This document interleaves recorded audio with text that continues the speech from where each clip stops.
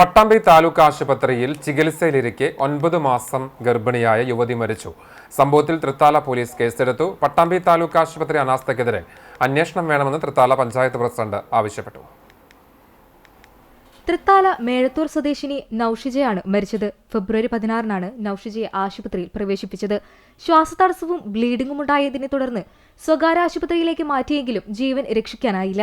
ഇന്നലെ രാവിലെ 10:30-യോടെ നൌഷിജയെ ശ്വാസതടസ്സവും രക്തസ്രാവവും ഉണ്ടായതിനെ തുടർന്ന് വാണിയംകുളം PK ദാസ് ആശുപത്രിയിലേക്ക് മാറ്റുകയായിരുന്നു. PK ദാസ് ആശുപത്രിയിൽ എത്തിച്ച് പരിശോധന നടത്തിയപ്പോൾ യുവതി മരിച്ചിരുന്നു. ഇതോടെയാണ് താലൂക്ക് ആശുപത്രിക്കെതിരെ ആരോപണമുയർന്നത്. മൃതദേഹം തൃശൂർ മെഡിക്കൽ കോളേജിലേക്ക് മാറ്റി.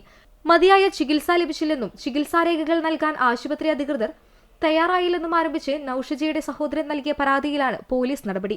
നിലവിൽ തൃശൂർ മെഡിക്കൽ കോളേജിലേക്കുള്ള മൃതദേഹം പോസ്റ്റ്മോർട്ടം നടപടികൾക്ക് ശേഷം ബന്ധുക്കൾക്ക് വിട്ടു നൽകും. അതേസമയം നൌഷിജയുടെ ബന്ധുക്കളുമായി സംസാരിച്ചതിൽ നിന്നും താലൂക്ക് ആശുപത്രിയുടെ ഭാഗത്തു നിന്നും ഗുരുതര അനാസ്ഥ സംഭവിച്ചതായാണ് പ്രാഥമികമായി മനസ്സിലാക്കിയതെന്ന് തൃത്താല പഞ്ചായത്ത് പ്രസിഡന്റ് ജയന്തി പറഞ്ഞു.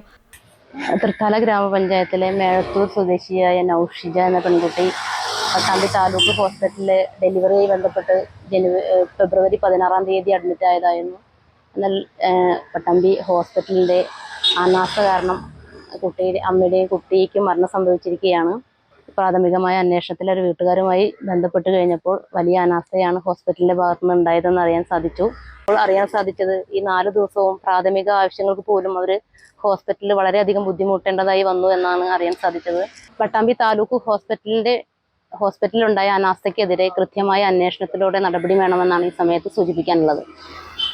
ആശുപത്രി അനാസ്ഥയ്ക്കെതിരെ അന്വേഷണം വേണമെന്നും അവർ പറഞ്ഞു.